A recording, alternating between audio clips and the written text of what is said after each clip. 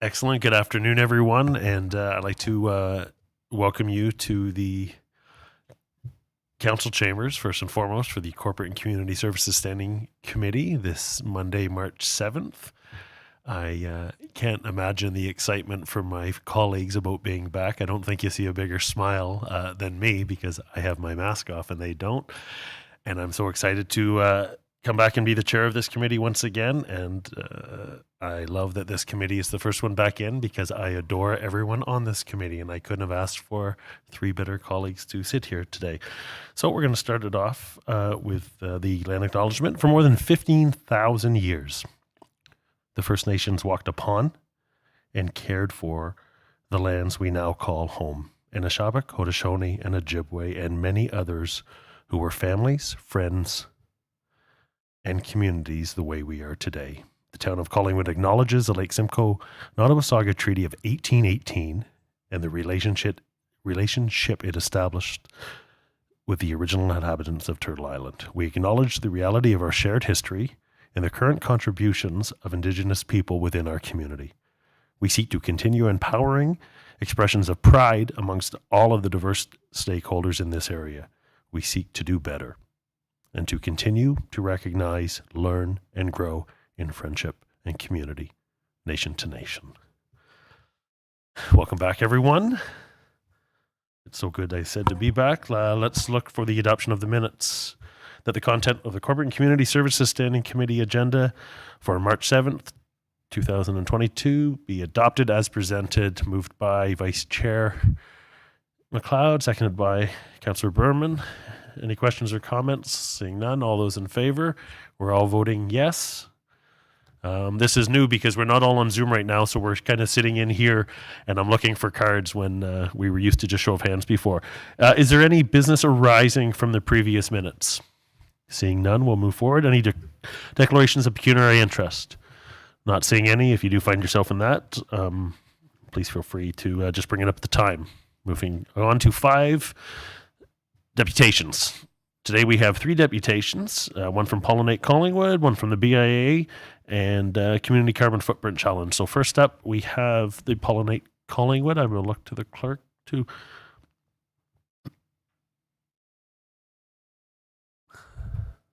Are we welcoming both Carolyn Davis and Jessica Lehr on behalf of Pollinate Collingwood? Yes, we are. Excellent.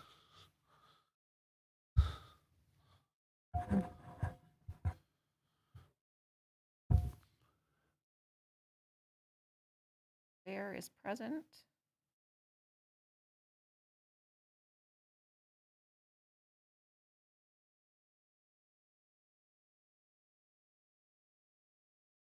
Davies is present as well.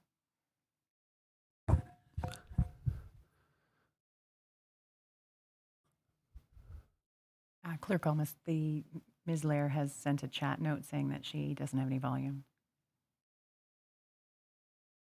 Okay, to both of our deputants today, please ensure that you press the unmute button at the bottom of your screen and your start video function.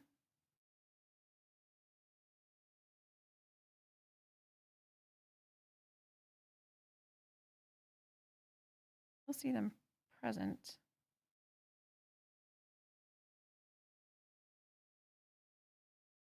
An issue with the volume.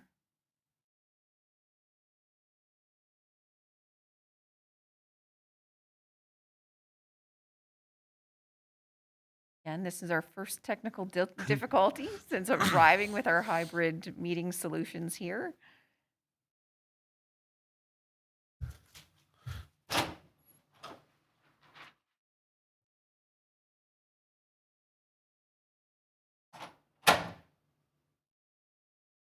Our attendees today that are presenting and our deputants now. Just hold on one moment until we confirm the volume situation. We'll be back online.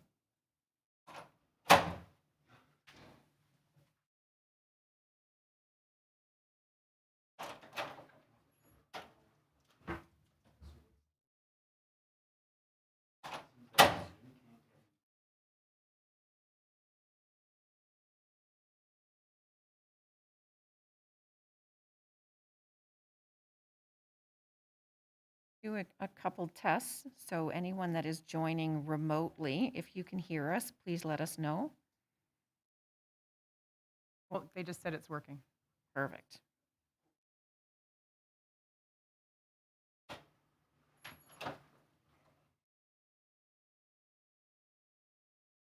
Great.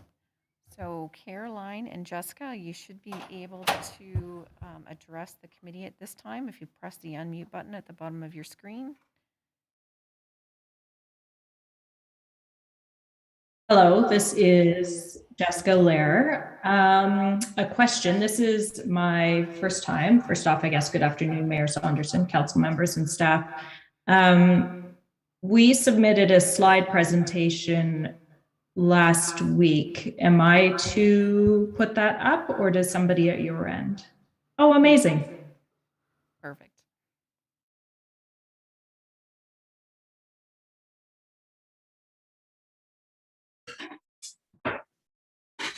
Wonderful, and thank you. So yes, I am Jessica Lehr of Pollinate Collingwood, and I am here with Carolyn Davies, also of Pollinate Collingwood. We are 2 of 5 directors, and we're going to take the next little bit to go over our year-end report with you and introduce you to our 2022 implementation plan.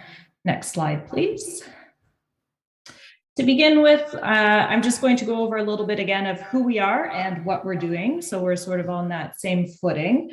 Pollinate Collingwood is a volunteer-led initiative with a dual mission to 1, take action in support of, and 2, raise awareness of Ontario's native pollinators. Our projects and initiatives are aimed at focusing the collective energy and resources of community members to improve native habitats and their stewardship in the town of Collingwood and broader region. With new funding through Julie DiLorenzo this past year versus 2020, we were able to take on some extra projects. And with that, we started at the beginning of the year coming up with 5 priorities, strategic priorities that we want to focus on. So much of this, again, is in appreciation of Julie DiLorenzo's donation. And for the next couple of slides, I'm going to go over each of those strategic initiatives and how we did over this past year. Next slide, please. So starting with habitat stewardship, we had a great year putting in 10 new gardens. You'll have seen many of them down at Sunset Point Park, including the beautiful canoe garden, and 2 at the Welcome to Collingwood signs on either end of 26. We made sure that we planted the gardens with a variety of plants and shrubs that would support native pollinators across the seasons. We also handed out many free native plants and free seed packages to community members during different events, and that was to help get people in and active with their own stewardship in the community. We also began a rewilding program along Poplar Side Road, and that was to establish an unmanicured boulevard as a pollinator habitat. And our work with our own planting was sort of through September, but earlier in the season, we left it to grow just to see what would appear along there. And of course, we revisited our garden sites from 2020. Next slide, please. We were very busy under education and outreach. We had over 10 news releases, including being on Ontario Morning, CBC, as well as an article in the Toronto Sun. We were on television and, of course, our local newspapers and even our county one.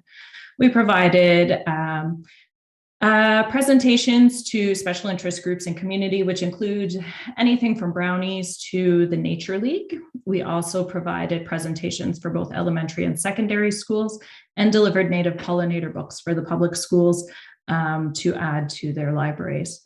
Thankfully, again, from Julie, we were able to offer a grant to the schools, of which CCI took us up on that, and they're able to buy shovels, plants, etc., to put in 2x2 pollinator patches around the school property. We hired a local artist to create educational coloring sheets, and those coloring sheets ended up in both the museum and Collingwood Public Library staycation kits last year, and with those seeds were also handed out. Next slide, please. We hosted 2 special events. You'll see images from both. The one in front of the town hall is with National Pollinator Week. which is the third week of June. And we also hosted a documentary film towards the end of the growing season, in which we also handed out free plants and provided information. We worked on expanding our digital presence. We now have a fantastic website that people can go to for information and to connect with us. We completed, much with Lindsay Gosnell's volunteer time, the town story map. And we also worked on boosting our posts on both Facebook and Instagram. Both have close to 500 followers on each. We were invited to see the Salmon Run event, in which plants were also handed out and education provided. We began a Friends of Pollinator program for those that need assistance or have challenges to accessing plants and working with gardens. And this is one which we were really excited about, which was a collaboration with Green Tree Gardens and Emporium to provide information about the native plants that were already for sale at that facility. Next slide, please. Under municipal policy, we worked with both the town and local environmental NGOs to attain Bee City Canada certification. We started discussions about Town of Collingwood pollinator strategy, and we supported town staff discussions, whether it be from boulevards and more, including the dike discussions. We provided plants for the community food gardens and consulted for the new gardens at the waterfront play area. Next slide, please. Under Pollinate Network, we engaged local nurseries, and this is really important because this is a key aspect that we want to make it easy for people to put garden or plants in their own gardens. We were busy at, conferences and workshops on a national level for Pollinator Partnership and David Suzuki Foundation, and supported local groups like Town of Blue Mountains Pollinator Group, as well as Rob Roy and Creedmoor. Next slide, please. And to finish off, development and governance. As noted at the beginning, we developed a 5-year strategy in which we will work through, and we also created measurements to track success, as well as find gaps that we may have been missing. And this was all done throughout the year over our director meetings. I'm now going to pass it over to Carolyn, who will go into our plan for 2022. Thank you very much, Jessica. Next slide, please. So for our 2022 plans, our stewardship plans, really, we're going to be focusing on refining those existing spaces and reviewing the overwintering losses and adding plants where we need to. We've also redesigned the Simcoe Street Theatre Garden, which in 2021 had really become overgrown, and we will be installing new plants in 2022, along with educational signage to engage with community members and visitors. We also aim to simplify some of those existing gardens just to make it easier for town staff to complete any kind of maintenance or assessment themselves. Some of our education and outreach plans for 2022 have already been implemented. We provided native seeds for 10 community members involved in our new Sprout program, and that's so that they can grow plants for helping us to share with the community. And we've also commissioned a couple of simple garden designs to make plant choice easier for community members. These are freely accessible on our website and via our various Pollinate Collingwood social media accounts. In addition, we're hoping to support up to 3 community members in need this year through our Friends for Pollinator program. And we're working towards a mural design for Sunset Point in collaboration with Jennifer Parker, the town's community wellbeing and inclusion coordinator. We're also speaking with school groups and garden clubs, posting educational material on social media, supporting the promotion and development of Collingwood's Canopy program, and we will be incorporating more educational materials at the library. We hope to also host 2 more events this year, hopefully another table during Pollinator Week, and at the end of the summer to build knowledge and to provide plants for community members. Next slide, please. Our municipal policy related work for 2022 has already resulted in the completion of the Bee City Canada recertification process. This year, we also plan to support the creation of a pollinator protection strategy in any way that we can, and work with the town ground staff on native plant identification and sustainable maintenance practices to reduce native plant losses in our garden sites.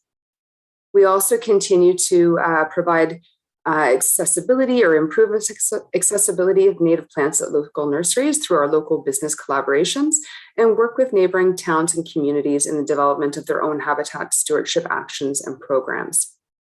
Within Pollinate Collingwood, we've already held 2 directors' meetings to set up all these plans in motion, and we'll continue to refine our priorities, plans, metrics, and reporting as the year progresses. While these are important points that we are working on for 2022, we are also eager to continue to collaborate with the town on projects like the new water play area and others for building habitat stewardship into all aspects of how Collingwood functions. Next slide, please. And with the relaxing of mandates and restrictions, we're really excited to get back out into the community in 2022. One of our favorite parts of planting and maintenance days is hearing the support of people who are using these spaces. They are noticing the changes, and they routinely express their support and enthusiasm for our work.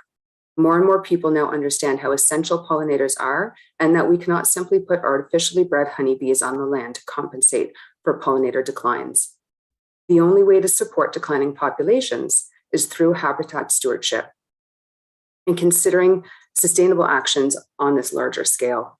We are really thrilled that the town of Collingwood is placing itself as a local leader in this work, and we look forward to future work with the town. Thank you.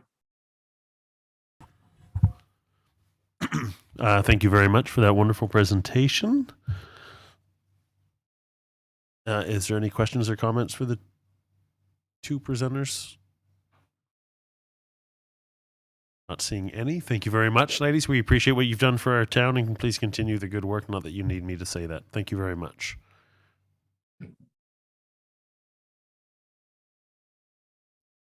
Up next, 5.2.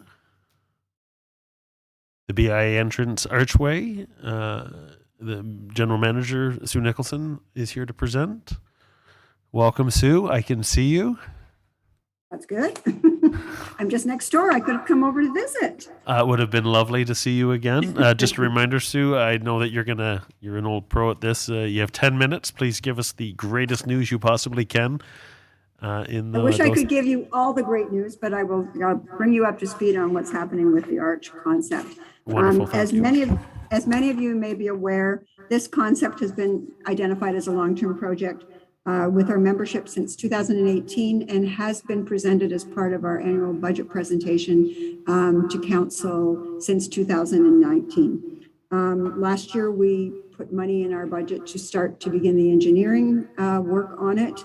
We're pleased that hopefully this year we'll be moving ahead with the archway installation at the corner of First and here on Ontario Street. Sorry. My phone was just ringing. Sorry. My apologies. As many of you are aware, this has been identified in several studies that the town and the BIA have undertaken. For Media, the consulting group that we worked on to develop the wayfinding study and plan, noted that the highway that runs through Collingwood, Highway 26, is a liability. The vibrant retail area is not visible to someone driving along Highway 26, and it would be very easy for a traveler to stop in at places on First Street and think that they've seen the entire community.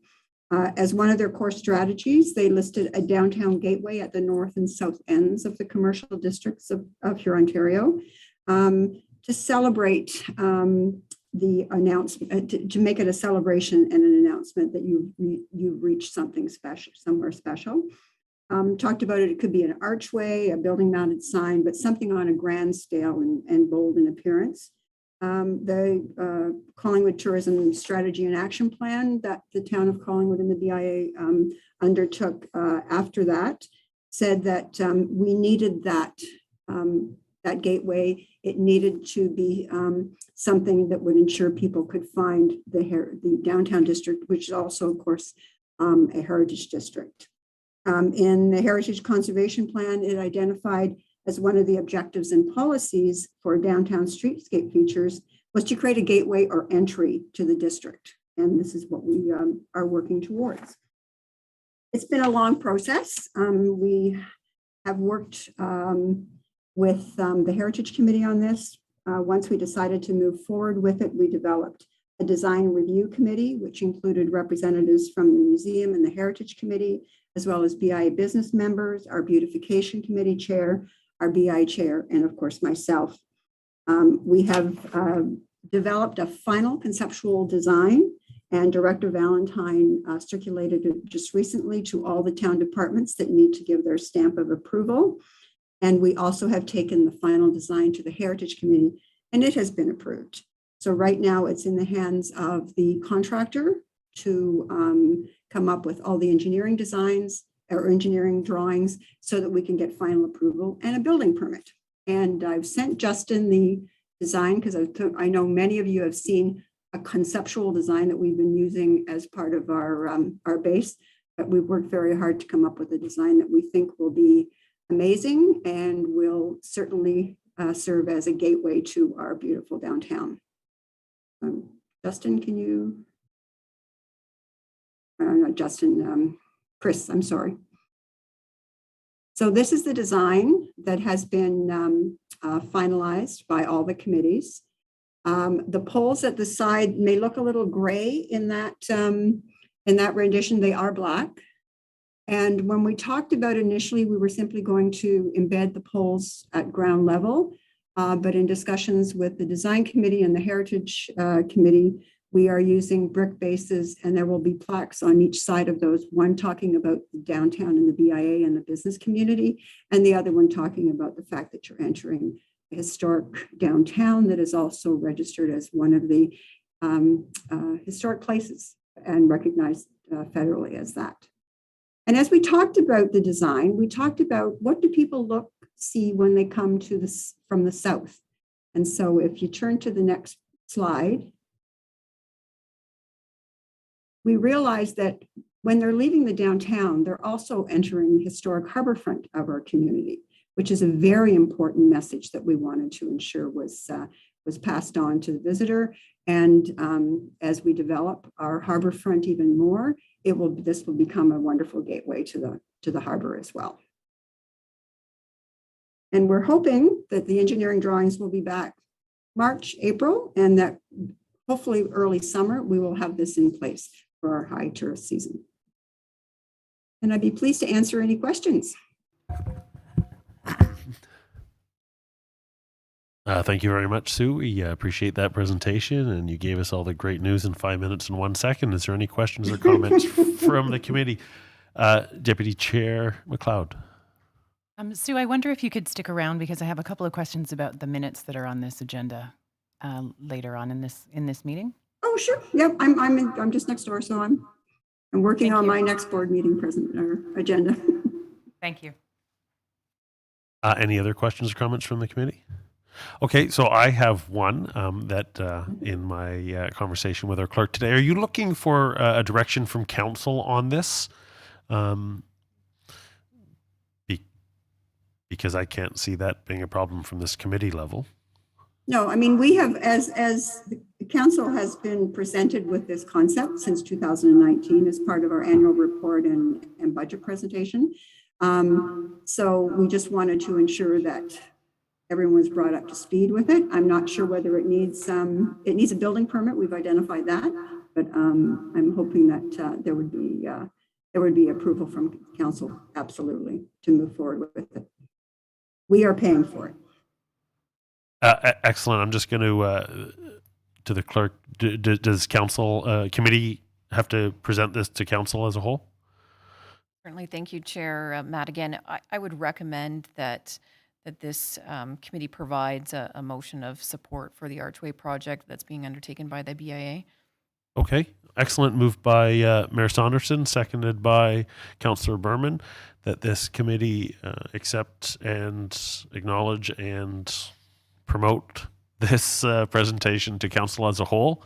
Thank you very much, but please, Sue, as Deputy Chair McLeod has asked, stick around because she has some questions on the minutes. So maybe please don't log off the Zoom. Thank you very much. Oh, sorry. The clerk has put up her request to speak. Right, I don't know if I've done this too soon, Chair Madigan, but a call for the vote too. Oh, yes. All those in favor? That is passed unanimously. Wonderful. Thank you very much. It was just such a good news story. I got excited and ahead of myself. I can only blame it on the first meeting back for so long, though. Next, thank you very much, Sue. Appreciate you. Next up is 5.3, the Community Carbon Footprint Challenge. Catherine Daw, Bruce Clark, and Ruth Plant are here on behalf of the Collingwood Climate Action Team to present. And just a reminder, if you can hear me, you have 10 minutes to present this. and we all look forward to it very much.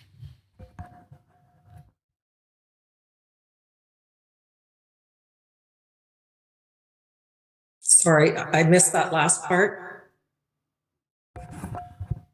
Hopefully you didn't miss the welcome, and we're glad that you're here. Okay. That's the positive part of it. If it can be implied as negative, is you have 10 minutes to present. We look forward Okay. to your presentation. Thanks very much. Good afternoon, and thank you for the opportunity to present to you today. My name is Catherine Daw, and I am joined by Ruth Plant and Bruce Clark, and we're all members of the Collingwood Climate Action Team. Next slide, please. We're proud of what we've achieved so far in terms of results and actions, including marches, outreach, online events focused on education and awareness, and community involvement, such as the upcoming 30-day bike challenge, which will be our second annual. Additionally, our values and principles of being inclusive, collaborative, and action-oriented has produced a reputation of trust, action, and a positive approach to the climate crisis. We're often sought for information, opinions, direction, and support. At this stage in our evolution, we have set a longer-term view, strategy, and budget with clear annual goals. The most recent IPCC report, which was released last week, shows we are even worse off than expected, and changes to our environment are happening at a more rapid pace. Already today, we have reached 1.2 degrees of warming above normal. It means urgent action by everyone, everywhere, no matter how small. We all know those closest to the ground are local municipalities and its citizens. It is a Herculean task, and any further delay will miss a brief and rapidly closing window of opportunity to secure a livable and sustainable future for all. Next slide, please. The Community Carbon Footprint Challenge was launched as a single focus project to generate strong community engagement and focus us on the actions that are meaningful to each and every one of us. Not everyone knows where to start. The challenge is such a place. It builds a roadmap of where we are, where we need to go, what to do, and how to get there. It creates energy, momentum, and active ownership and involvement. We were delighted when we were able to present the challenge at the UN Habitat Summit in October 2021, hosted by Collingwood, as one of the projects and efforts to achieve the UN Sdg Goal number 11. Sdg Goal 11's focus is to make cities inclusive, safe, resilient, and sustainable, and the challenge is all about that. With increased full community involvement, we have a better chance to move with in confidence towards action, to align with what our country has committed to, while we will all need to reduce our collective footprint by 50% by 2030, which is about 6 to 7% per year. We believe it is a specific, measurable, realistic, achievable, and time-based community target. This challenge will also support and enhance the town's own climate action, including the Community Climate Action Plan currently underway. Municipalities will need the support of local citizens to make changes needed, and local citizens need to be engaged if they are going to support their tax dollars being directed towards these changes. Next slide, please. We're very encouraged by our results so far as we launched the challenge in September of 2021. Through the promotion within our own networks and other communication strategies, 28 teams have registered, representing a wide variety of groups, including neighborhoods, businesses, clubs, schools, the town council, town staff, etc., as well as individual participation. Through our regional contacts and outreach, there is also widespread interest to participate, and there is active engagement in each region. Having initiated the Carbon Conversation workshops recently, participants have willingly shared their relief and excitement that they are not alone. There are others within their community to talk about ways to reduce their carbon emissions. They feel empowered, supported, and are challenging each other to move forward and do more. They feel safe, open, and willing to consider how they can contribute for their family's well-being as well as their community.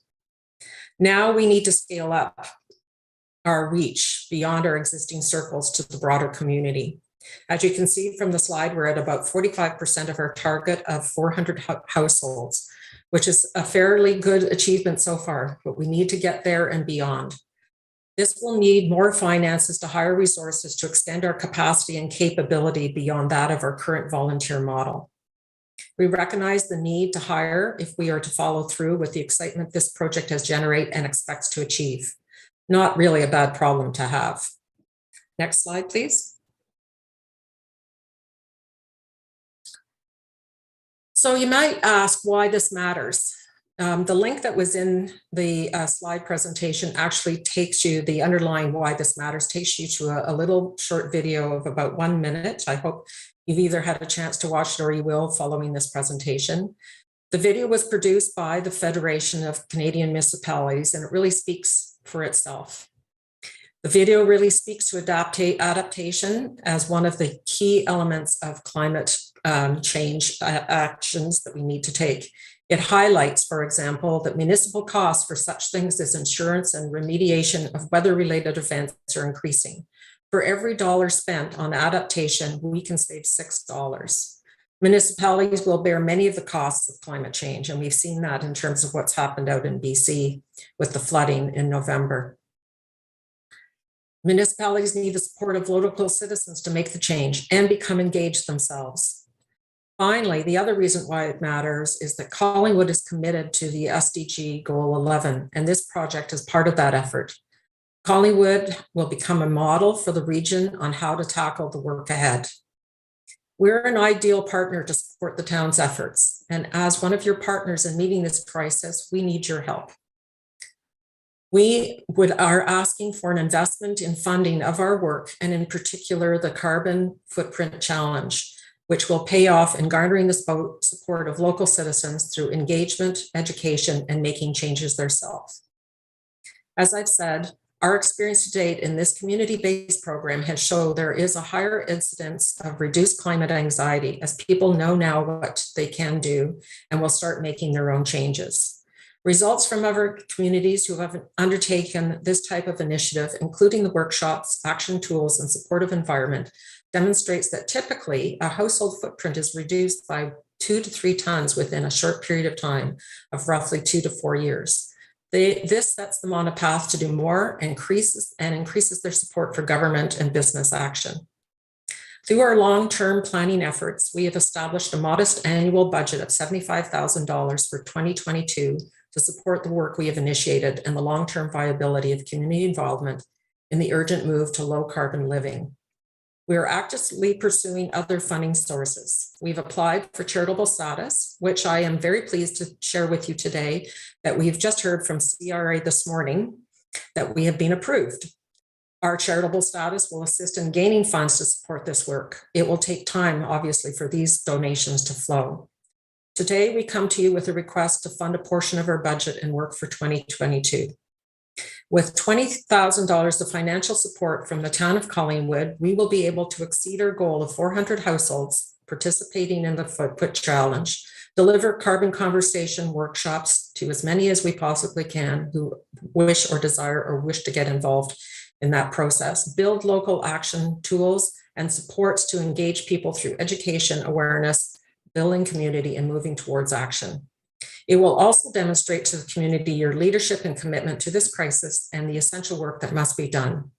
We are confident that other municipalities, sponsors, and donors will recognize the value of this investment and will follow suit. By working together, CCAT and the town, we will be able to make a significant difference in the shift to low carbon living and create a healthier, more resilient, and sustainable community. Thank you for your considering our request, and I'm happy to take any questions you may have. Thank you very much, Ms. Daw, for that wonderful presentation, and congratulations on getting receiving your charitable status. I think that'll make it Thank you. Is there any questions? We're very excited. Yes. Yes. Mayor Saunderson? Thank you. Yes, thank you very much, Chair Madigan, and I echo that. Congratulations. The charitable status is not easy to come by, so it speaks to your dedication and your cause. And I also appreciate the Carbon Footprint Challenge. I did that recently, and so there's lots of things we're working on in our household to address this crisis. That being said, I just have a question about the follow-up. For people that do the carbon footprint challenge, are there plans going forward to, I know you have a series of videos and webinars, but I'm wondering what the plan is to help people in our community address the climate challenge and to reduce their carbon footprint. That's a great question, and thank you for asking it, Mayor Saunderson. So the two core elements that we are pursuing as people are completing their footprint is to encourage them to join our workshop program. They can take either one or up to 6 workshops that are focused on the various elements of the footprint calculator. So we have a workshop on home energy, one on transportation and travel, one on food, and then another one on consumption and waste.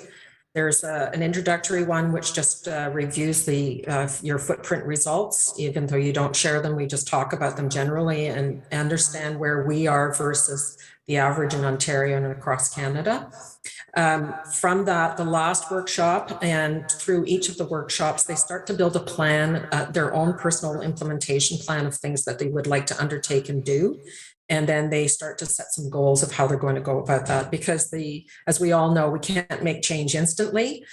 We all don't necessarily have funds to do some of the things that we'd like to do. And so we need to be mindful that the process of making a shift and reducing our carbon footprint is probably somewhere in the range of 5 to 8 years to get to the goal that we might have set for ourselves.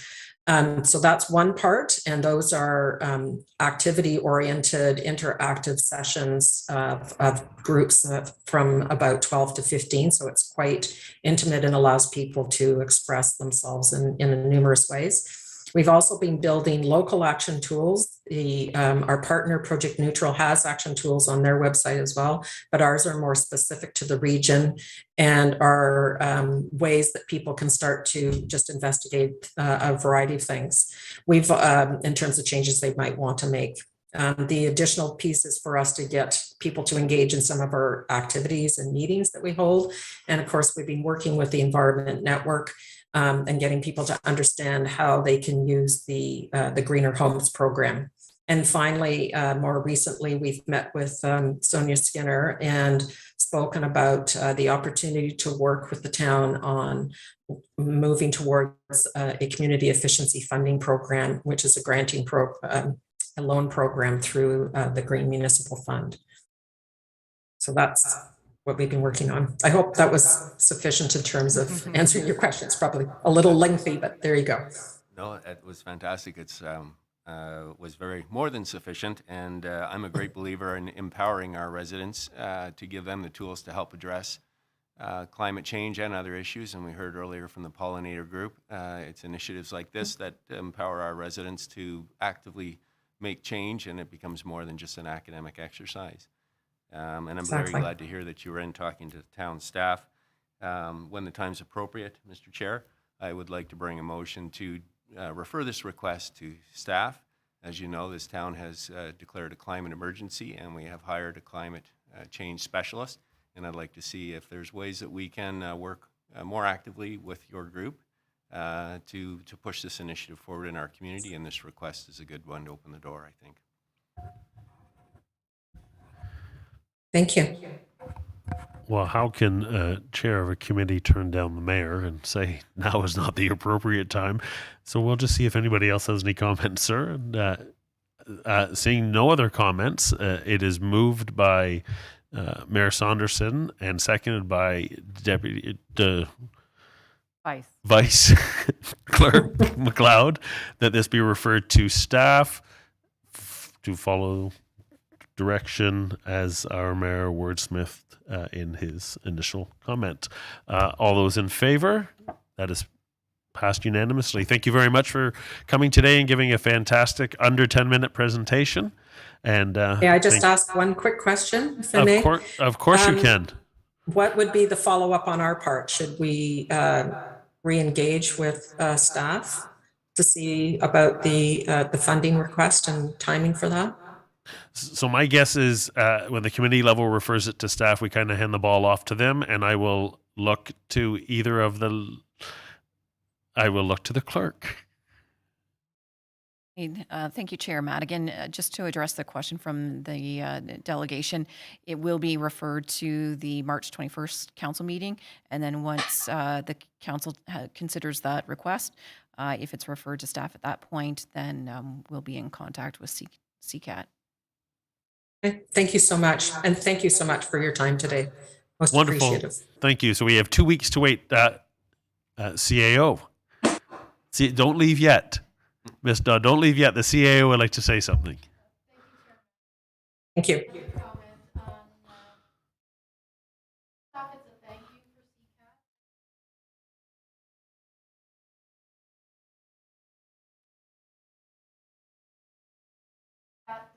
We're able to communicate with broadly in the community about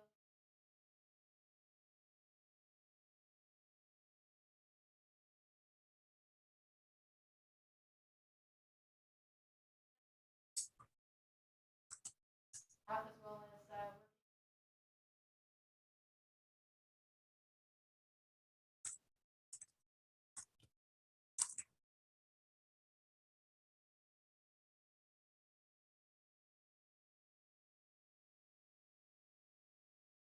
Amazing. Lots of thank yous, and we have one last thank you by our mayor. Well, it's more just to follow up on CAO Skinner's comments about the referral. The referral, if it wasn't clear, does include the request for funding. I'm sorry, I wasn't able to hear CAO Skinner at all, so I may have missed your comments. It was a positive comment by our CAO. It was a nod of acknowledgement and a yes with her mic turned off. Okay. Thank you very much. Excellent. Thank you very much. And we are out of the deputation, so we're moving on to staff report 6.1. C 2022, an update on temporary street patio / display encroachments in the downtown. And I'm going to look to Clerk Almus to give us a presentation on that, please, and thank you. Thank you, Chair Madigan. We don't have a formal PowerPoint presentation, as it's a pretty straightforward request. The purposes of this report is to consider offering flexibility to our downtown businesses by permitting the expansion of operation of their businesses onto municipal property while adhering to regulations and guidelines put into place either by the municipality or through the COVID-19 pandemic in our public health unit or the province. As you're all aware, we enabled this within our downtown and within the community during 2020. It was again expanded during 2021. This included the expansion of patios onto sidewalk and on-street parking areas and ability for retail stores to display its products on the municipal sidewalk along the curb from weekends only to 7 days a week without the requirement of the merchandise being placed under a tented area.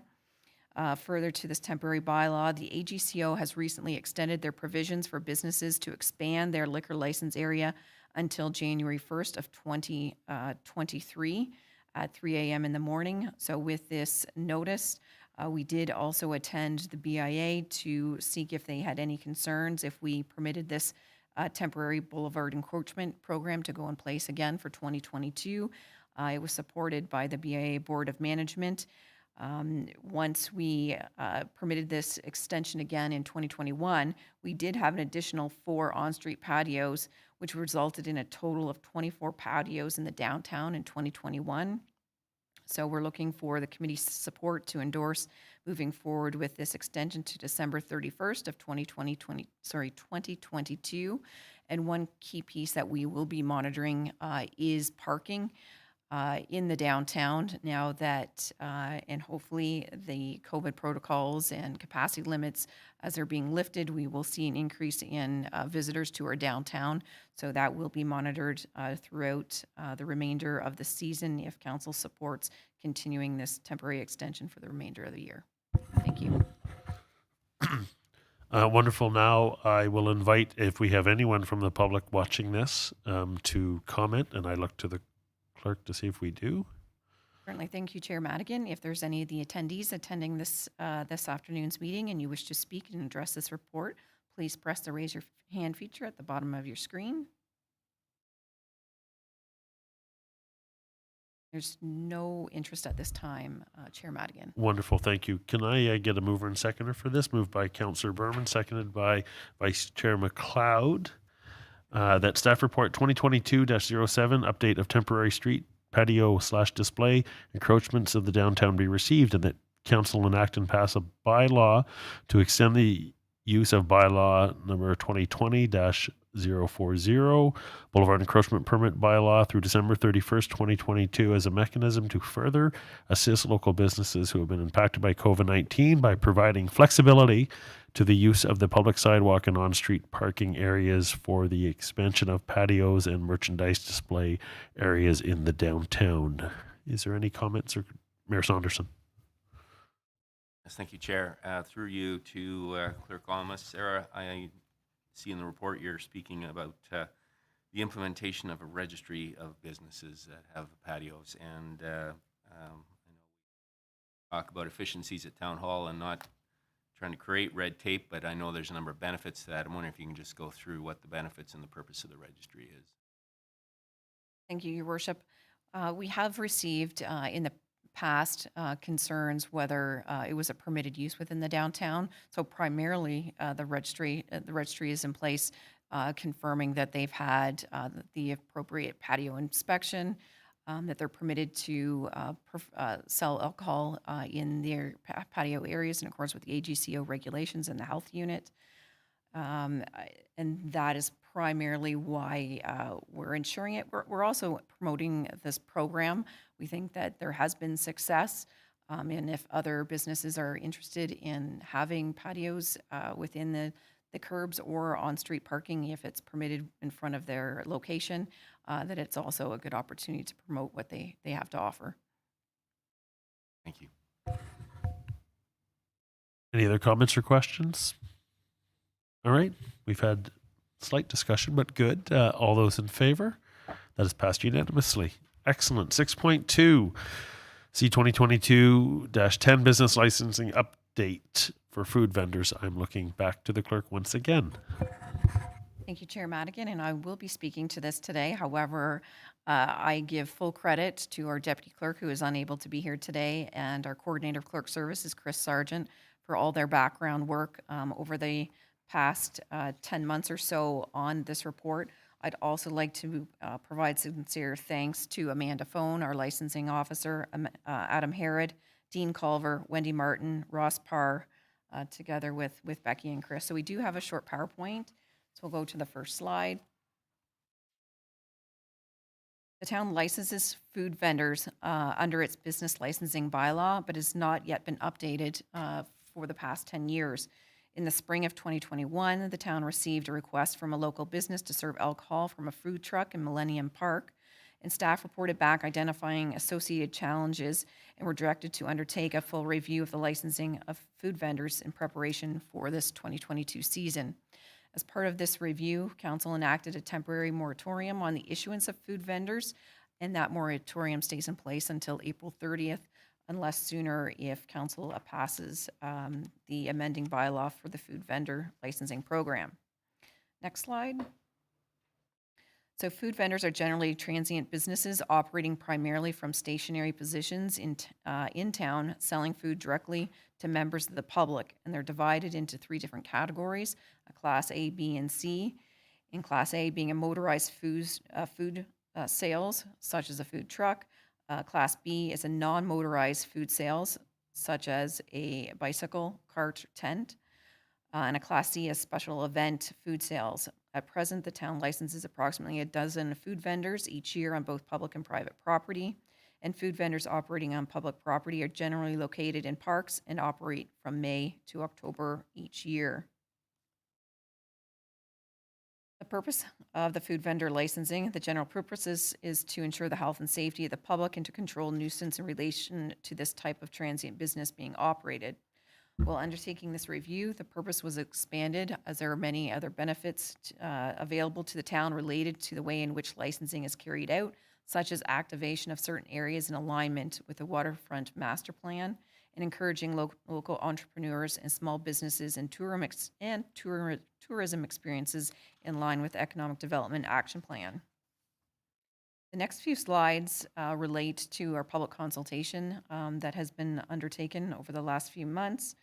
So we've had an amazing response with over 300 responses received, totaling 341 based on information we've also received on Facebook and emails and previous correspondence that was provided to the town regarding our business licensing program. And of this question that was asked, generally speaking, how satisfied are you with the food vendors in the town of Collingwood? And of that, 126 respondents indicated that they were satisfied. 100 respondents were very satisfied, and 81 respondents were neutral, indicating there was only 7 respondents that were dissatisfied. 26 were dissatisfied and 7 were very dissatisfied. And we pulled some of the responses back out through some of their other questions with the survey questions that were provided. Actually, some of the additional comments I should note that the most frequent complaints with the current state of the food vendors related to the lack of options or diversity of options that were available, the lack of seating or picnic tables, and issues around waste management and cleanliness. Next slide. In general, are you in favor with the food vendors operating in public parks in the town of Collingwood? An overwhelming 96% of the respondents said yes. Again, a few expressed a desire to make it specific to local vendors and support for expanding to previously unavailable areas such as Sunset Point Park, an increasing number of food vendors were some of the comments received pertaining to that question in our survey. The next slide. Are you in favor of implementing a restriction on how close to school or other educational institution a food vendor may operate? With this, 56% of the public was not in favor of having a restriction. One of the reasons why this question came about, we do have a high school that have 2 close food vendors to that location where we have received complaints in the past.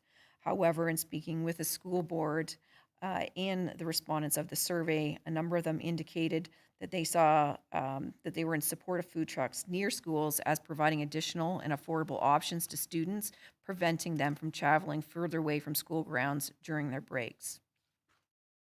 Our next question. Generally speaking, are you in favor of permitting food vendors to serve alcohol in the town of Collingwood? Of this, 69.2% said yes, with 85 respondents indicating no. 20% said that they either didn't have a position on this or preferred not to answer. And we'll get into the serving of alcohol in later slides. Next question was, are you in favor of food vendors not associated with BIA businesses operating during special events within the BIA? And this was brought to a presentation in front of the BIA Board of Management. And obviously there is concerns with food vendors operating within the downtown outside of special events, and they are prohibited. However, we do have in the bylaw that they are, if they are an endorsed special event by the town of Collingwood, and the BIA was supportive of them operating in particular in specific areas, preferably not in front of other restaurateurs in the downtown.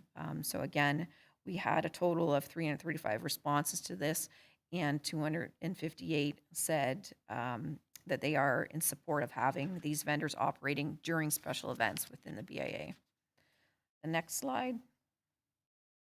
The food vendors on public property, both the Waterfront Master Plan, and the Parks, Recreation, and Culture Master Plan discuss the ability to animate the town's waterfront and park. Food vendors provide an in-demand activation to municipal parks that draw visitors to parks and enhances the park's experience. An overwhelming majority of Collingwood residents are in favor of having these food vendors operated in public parks, as indicated, 97%, and several parks have been identified in strategic plans as being appropriate for food vendors. Again, the business licensing bylaw is not intended to generate revenue for the municipality as required under the Municipal Act, and no fees beyond the business licensing fee are charged to vendors that serve on public property. Next slide. So again, food vendors on public property. The town has seen an increase in requests to operate municipal parks in recent years. At present, there is no process for assigning locations on public property other than the current first come, first serve approach. And again, this can result in duplication of food types for sale in parks, can restrict the ability to provide high quality waterfront activations, and does not provide equal opportunity to vendors, particularly for the businesses that do start mid-year. So our recommendation regarding this is to implement a lottery for food vendor locations on public property that avoids duplication through the self-selection of general food categories by the applicant. And our next slide addresses what this lottery would look like. Vendors interested in operating on designated spots on public property would be required to apply by April 1st of each year and select a general food category. Applicants may rank their preferred locations.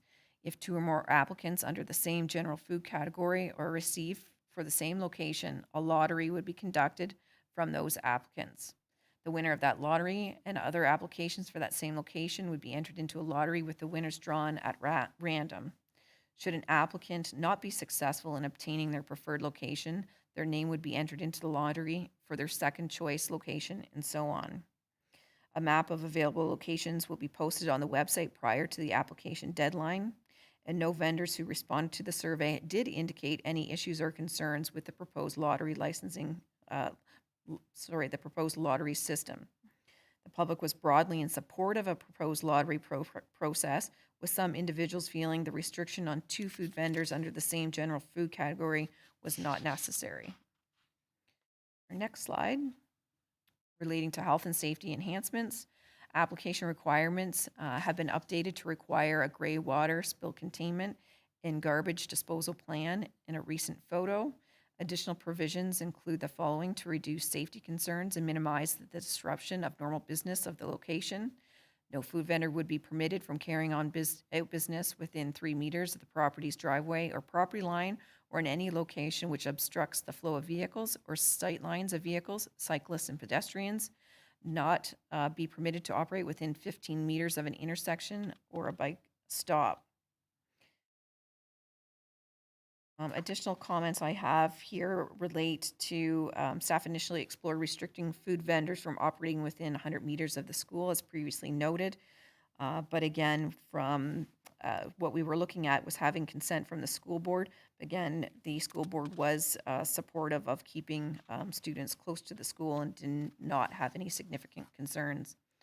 Other enhancements that are provided in the proposed bylaws being presented today eliminates the 120-meter distance requirement from other food vendors, and public and vendors were in favor of this amendment and moving to an online application process. Next slide. Food vendors at special events. So basically, the slide indicates that there was some duplication and some issues with complexity whenever applications were made to PRC for special event processes versus having to come to the town of Collingwood to get a special event food vendor license. So what we're proposing is that we actually remove the special event food vendor program out of the business licensing and put it in the special events bylaw. The last bullet on that slide further indicates that the BIA would still be consulted on special event applications requesting food vendors that happen within the BIA. Our next slide does address the issues regarding the sale of alcohol by food vendors. Although there was general support for the sale and consumption of alcohol through the public survey, a number of issues were also identified by the public. And that includes the possibility of additional crowding in public alcohol consumption, the exclusion of children from public spaces requiring enclosed area for consumptions. And although that if you do sell liquor or alcohol within a park area, it has to be within a defined area. Vendors could limit, if they wanted to increase the revenues, to provide only those of 19 years of age of older within their boundaries. However, we felt that generally food vendors were supposed to be of transient nature, and to have a fenced off area surrounding a transient use would impose greater restrictions on the use of the park areas. Also, with the addition of alcohol sales and consumption, it can increase the garbage and waste within our parks areas and increase the risk of drinking and driving. Next slide. Sale of alcohol by food vendors. The encouragement of alcohol consumption in municipal parks is not currently in line with the waterfront master plan. The licensed areas would require a significant amount of space to be closed off to the general public. Licensed areas remove the general understanding that food vendors are transient in nature. The redevelopment of waterfront is ongoing, and alcohol may not be in keeping with its character when complete.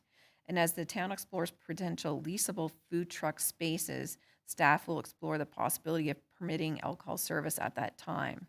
So the recommendation pertaining to this component is that we continue to restrict the sale of alcohol by food vendors on the town property.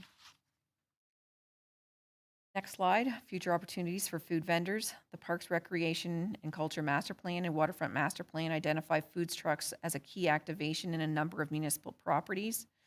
The long-term leasable food vendor spaces in municipal parks remains a consideration, but requires capital upgrades to bring necessary services such as power, water, and wastewater disposal to the locations. And the town is conducting a pilot leasing project right now, as you're aware, in Harborview Park for bicycles and water equipment rentals that will inform the potential expansion of leasable food vendor locations in the future in which alcohol consumption may be permitted. And that is all for my updates, and myself and Coordinator of Clerk Services, Chris Sargent, are available to address any questions, as well as Dean Culver, I believe, is available remotely. Thank you for that presentation. I would look to see if there's anyone from the public that would like to comment or have any questions. Thank you, Chair Madigan. Again, we have attendees participating in today's meeting. If you wish to address this food vendor licensing report, please press the raise your hand feature at the bottom of your screen.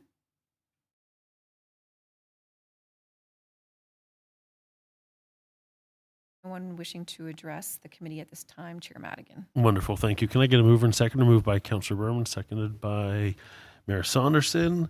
That staff report C 2022-10 business licensing bylaw update food vendors be received, and be it resolved that bylaw number 2022-011, being a bylaw to amend the bylaw number 2010-064 business licensing bylaw, be enacted and passed this 21st day of March 2022, and be it resolved that bylaw number 2022-012, being a bylaw to amend the bylaw number 2013-065 special events bylaw, be enacted and passed this 21st day of March 2022, and that the moratorium of the issuance of business licenses under business licensing bylaw number 2010-064 Schedule E food vendors in place until April 30th, 2022 be lifted effective the date of the passing of the amending bylaw. Any questions or comments? Excellent. Seeing none, Mayor Saunderson. Mr. Chair, through you to Sarah. I'm just wondering how because we really only have defined numbers of weekends in the summer for our food vendors. So if a food vendor's been assigned to an area and then that area is the site of a special event, how do those two aspects work? The special events permit versus the permit for the season? Thank you. Yeah, please. Thank you through the chair to Mayor Saunderson. And I'm going to answer this, and if I'm wrong, then Chris can correct me. But right now, if there is a special events application that's approved for the area, then the vendors that are licensed for that area must relocate unless they have permission from the special event organizers and go through that special event process for approval. Is that correct? Yes, thank you very much. Through you, Chair, to Mayor Saunderson. Yes, that's broadly correct. With the same time, we will be certainly encouraging all the vendors and the special events applicants, should their conflict arrive, to work together to integrate each other into the event so that we're not talking about any sort of conflict between the two of them. Thank you. Excellent. Any more questions? Seeing none, all those in favor? Passed unanimously. 6.3, FS 2022-01 County Fire Service Review. Just for the public, unfortunately today, our two officers at Fire Services could not be available due to private family issues. So I am going to look to the clerk or to the CAO just to see if I know the mayor and Vice Chair McLeod sat in on this meetings when Vice Chair McLeod was the chair. And I know Councillor Berman and I are very aware of this report. I don't think we're going to have any questions today. If we could just, without a presentation, vote to accept this and move it to the March 21st meeting, and then any discussion that will be had, the chief will be available at that time. Is that okay to just for me to do that? Thank you, Chair Madigan. Since it has been available on the website in accordance with our procedural bylaw, if there is any questions from the public at this point, I would offer them an opportunity by pressing the raise your hand feature at the bottom of your screen. And again, the staff report represents the town's response to the Simcoe County Fire Service Delivery Review. No interest from the public at this time. Excellent. Can I get a mover and seconder for that report? Moved by Councillor Berman, seconded by Vice Chair McLeod. That staff report FS 2022-01 County Fire Services Review be received, and that the Collingwood Fire and Emergency Services continue its current delivery model. Any questions or comments from the committee? Seeing none. All those in favor? That is passed unanimously. Thank you very much. Reports a minute of other committee or boards. I guess, is there anything that anybody wants pulled off this? I know Vice Chair McLeod does, so we'll just accept them all and then we can come back and speak to the one that you would like to, Marion. Is that okay? That'd be great. Wonderful. Okay, so can I get a mover and seconder that the minutes of the various committee and board, moved by Mayor Saunderson, seconded by Councillor Berman, that the minutes of various committees and boards provided below be received and recommendations approved there within. 7.1, Accessibility Advisory Committee minutes, February 17th. 7.2, Collingwood BIA Board of Management minutes, February 10th, and special meeting, February 17th. Museum Advisory Board minutes, February 24th, 2022, and the Trails and Active Transportation Committee minutes from February 10th. Are your questions going to affect the way you vote? No. Excellent. So if I'm doing this wrong, it's okay. It's the first meeting back. But if we could get Sue back to answer, excellent. Do you want to ask the questions before we vote? All right. All those in favor? Passed unanimously. And if welcome back, General Manager Nicholson. And I am going to hand you off to Vice Chair McLeod, please. This is regarding item number 7.2, which is the minutes of the Collingwood Downtown BIA Board of Management from February the 10th and a special meeting on February the 17th. It's actually really about the February 10th meeting, wherein the minutes talk about a Pride event, a Caribana North event, and an end of COVID party. And I wonder if just you could perhaps, Ms. Nicholson, give us sort of an update on all of those things, because there's not a great deal of detail in these minutes, and I personally am looking forward to some parties. Okay. Through you, Chair. Go ahead, Sue. This is emanated from our promotion committee meeting. As you know, we have a third-party organizer of the Pride event, which they've held for the last couple of years, and we are having discussions with their committee about creating more activation in the downtown core, i.e. with a parade and or a concert on Saturday evening, perhaps using the floor plate of the farmers market. We've had those types of evening concerts before as evening markets. So those are the discussions we're having. It's still very much in the preliminary stages. There are two ladies who are hoping to bring a Caribana Festival mid-August to our community. And so we've been assisting them with sourcing grant opportunities that they could apply for, assisting them in applications and helping them through the process. They've had some discussions with our special event team at the town as well. So we're hoping that that might come to fruition, and we're assisting as much as we can with organizing, but it would be a third-party event. And we've had some discussions about a party that would celebrate the end of COVID if we ever get there. There's been discussions about a couple of things at the promotion committee. One has been more of an activation Friday evening, similar to what we've done with the Christmas market in December, but having some entertainment on the patios, maybe have some external vendors, that sort of thing, or making it a really big party and really celebrating that. And I've applied for grant opportunities that could help cover the cost of that.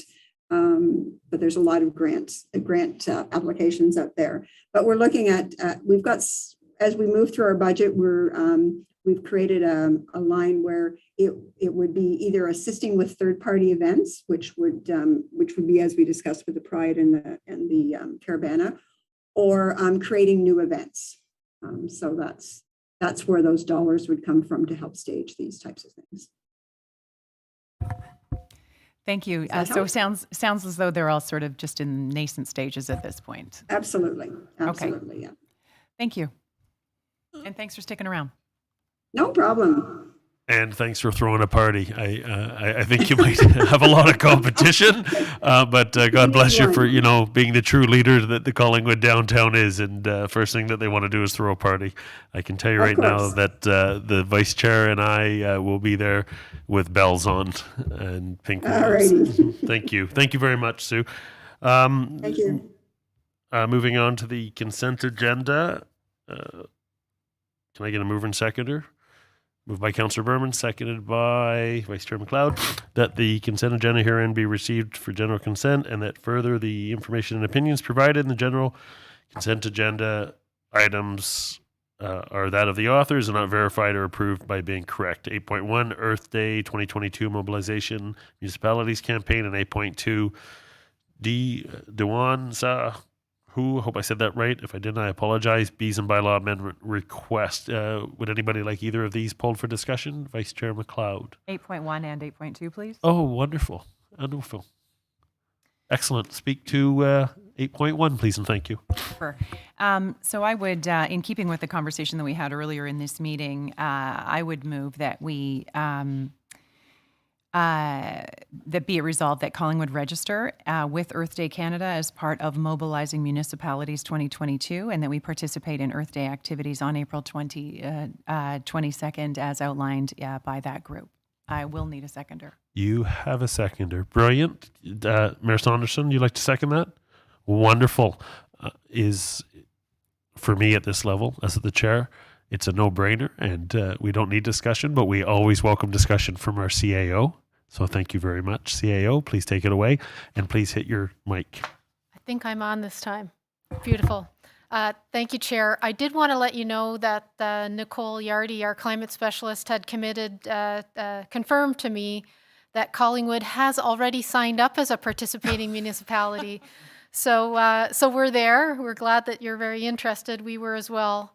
And so we've been receiving some content, sharing through social media. We've got a request about the clock tower being illuminated green, and have some ongoing discussions around additional events that we could get organized for Earth Day. And I'm sure she has more information if you want to hear from her, but I just wanted to let you know that we're on it. Thank you. Do we need that direction then, I wonder? Or will you accept the direction regardless of the fact that you're already doing it through you? I think as the chair, and I'm glad that the staff's already done it and kind of lucked out that we wanted to do it as well. So, just we're going to vote on this, and if it means nothing, it means nothing. And Ms. Yardy can forward out all information to maybe all the council members just to keep us updated. And it's good to see the proactiveness. All those in favor? Yay. Unanimously. Item 8.2, this is regarding the pollinators. And again, we've had this sort of dovetails with the presentation that we had earlier today regarding pollinators. And I know that there was hearty discussion regarding backyard chickens in the term prior to this one. But I don't know that we've ever had a conversation about backyard bees. And I do believe that they come with some concerns regarding anaphylaxis and other things, but I wonder if I might request a staff report on this item.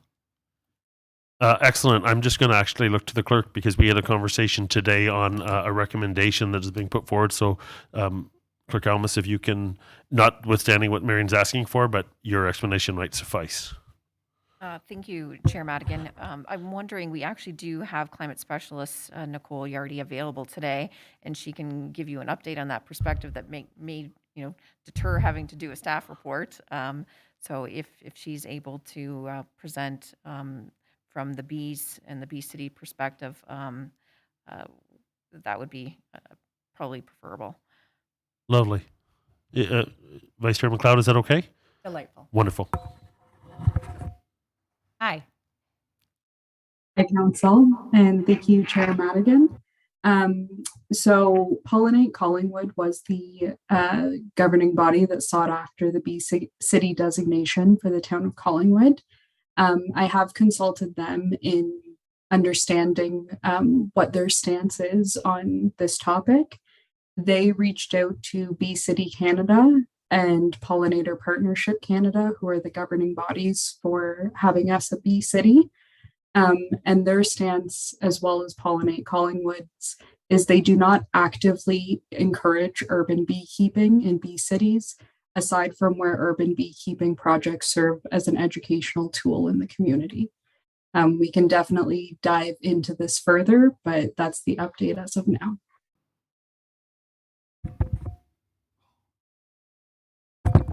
That was a show of the mask flying all over the place. Thank you very much, Ms. Yardy. I can leave it up to Vice Chair McLeod. I'm happy to put this forward to get a staff report, but if that answer is good enough for you, I've got no issue either way, and I'm happy to second it if... Well, through you, Mr. Chair, yes, to Ms. Yardy. Could you talk to me a little bit about the reasoning behind that? Understanding thereof. Through you, Chair Madigan, from my understanding, and Pollinate Collingwood may be better to ask about this, but the Bee City Canada designation leans towards promoting native plants and nesting spaces for native bee populations. It's my understanding that honeybees, which are typically housed, are not native to Canada or North America. So Bee City Canada is more on the side of encouraging native populations. Thank you. Well, that leaves me in a quandary because I don't want to go against our local folk, but I sure would like to know more about this. But okay, then we'll leave this at this time. Okay, I was going to suggest that we ask Pollinate for more information. And then you can get the information because I don't think it's that big of a deal that you're asking. Information is power, so I think it's good. So moved by Vice Chair McLeod, my apologies. And do I have a seconder? Seconded by Mayor Saunderson, that we reach out to Pollinate through staff, Ms. Yardy, just to get the proper explanation and more understanding so we can do a better job for our people, for our constituents. That sounds fine. Excellent. All those in favor? Passed unanimously. Thank you very much, Ms. Yardy. We appreciate you, and welcome back to the first meeting within Council Chambers. Hopefully one day we will maybe meet, but if not, let the Zoom be with you. Departmental update / discussion. This kind of falls into my original comment about the fire services not being available today. I'm looking to the clerk. You don't need to put that wonderful card up. Are we going to pass on this today, or is the CA going to maybe discuss? Certainly, through Chair Madigan, we can defer this to the next corporate community services because there wasn't a rush on this. But I do actually see that we have a Pollinate Collingwood representative still online that's raised their hand that might be able to address the question. Lovely. So let's just reverse back one step and welcome back the wonderful people from Pollinate Collingwood, Canada. So, Carolyn. Hello, how are you? Thank you for allowing me to speak. Can you hear me? Yeah, please go ahead. Please and thank you. Okay, wonderful. Thank you. Sorry about that pause. Yes, I can certainly speak to the difference between native bees and honeybees. Honeybees are from Europe, and they are an agriculturally developed and produced bee. Very different from the native population. So a honeybee would have maybe 50,000 individuals in a hive, and they would collect pollen and nectar from literally any type of bloom that would be occurring at that time. A native bee is very different. Over the course of a season, a native bee might produce 6 or 8 or 10, maybe upwards of 20 bees. They would have a very, very small sort of group, and they wouldn't survive into the next season. So they don't need to have those huge stores. So what that is, that ends up creating this competition between honeybees and native bees, where native bees are outcompeted by these huge hives of honeybees. So honeybees can actually be very detrimental to our native bees, and they really should be kept in an agricultural kind of setting.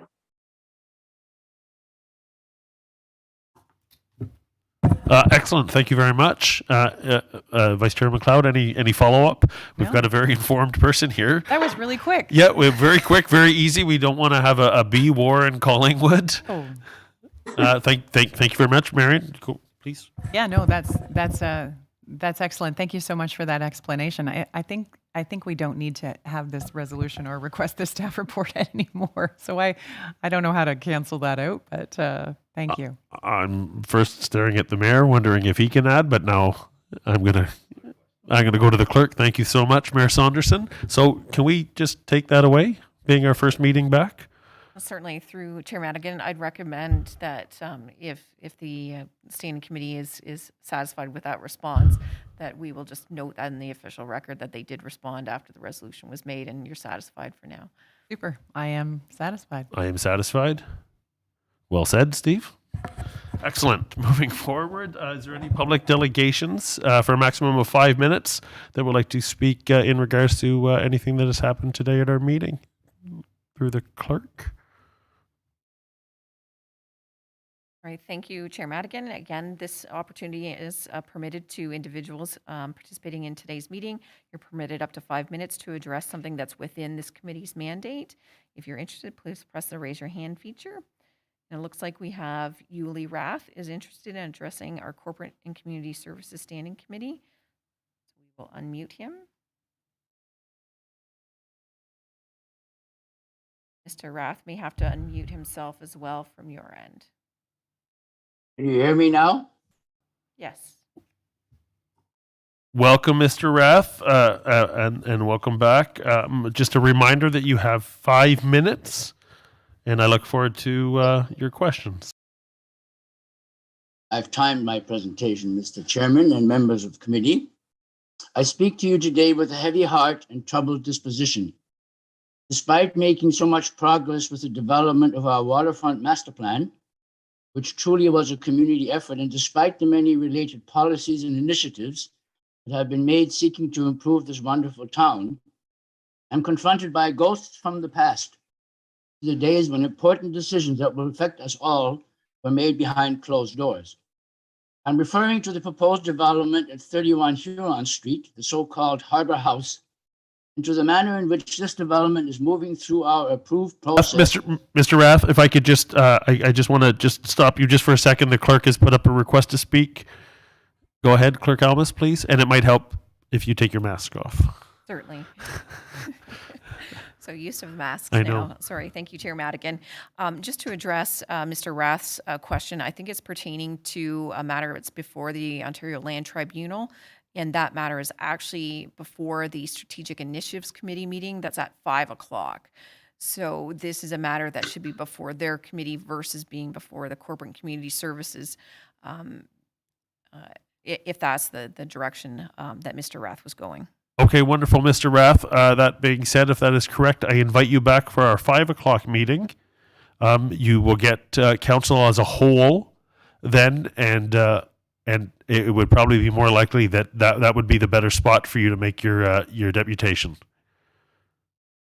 Thank you for that, Chairman Madigan. I was not aware that under the general heading of any public matter that you had, that in fact it's not really under any general public matter, but is restricted perhaps to the role of various committees. And this is why I chose this time, partly because it was convenient to me, but because of the importance of the subject, I will make it a point to be there at 5 o'clock. Thank you, sir. This committee is more than willing to listen to you if you can't make 5. And as the chairperson for this committee, I thank you very much for making time during the day. And to be honest, I'm looking at the 3 other committee members. We're happy to listen now, sir. If this is the time you have, we are happy to listen now. Thank you for that offer. I will take it on board, and I have spent quite a bit of time on planning matters related to not only this matter, but also to our new plan with the Simcoe County and with various other matters. So I believe this is quite an important matter that council should all be aware of, because there's certainly strong evidence to suggest to date that council is not fully aware of the stages of what is going on. So I will rearrange my schedule, and sorry for the inconvenience to you and your members, but I will be there at 5 o'clock and would ask that I be recognized at that time. You will definitely be recognized. And once again, there is absolutely no inconvenience for us, sir. We appreciate you doing this, and it's nice to hear your voice again. We haven't heard you in a while. Clerk Almas has something to say. Certainly, just for further clarification for Mr. Rath. So the meeting does start at 5 o'clock, but again, the public delegation section where he would be able to address matters before the OLT happened near the end of the meeting. And I know we do have a number of deputants that are speaking this afternoon or this evening at 5 o'clock. So it won't be right at 5 o'clock, but it'll be within that meeting. Yes, I understand the public comes last. Thank you for that information, Thomas.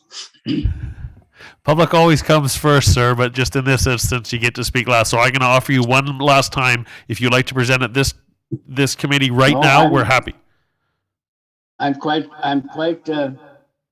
content to go by the established rules. Excellent. Thank you very much, sir. And as I said, it's nice to hear your voice again. Excellent. Thank you so much. Keep up your wonderful good work within our town. Thank you so much. Is there anybody else from the public that would like to maybe delegate at this time? Thank you, Chair Madigan. At this point, no one has indicated by raising their hand that they wish to address the standing committee today. Excellent. Thank you very much. Clerk Almas, is there any other business looking to my fantastic committee colleagues? Vice Chair McLeod. Thank you. Listening to our discussion this morning, or this afternoon rather, about what's going on with the BIA and downtown and the food vendors and patio licensing, I just wanted to ask our clerk, and I gave her a heads up prior to the meeting that I wanted to discuss this.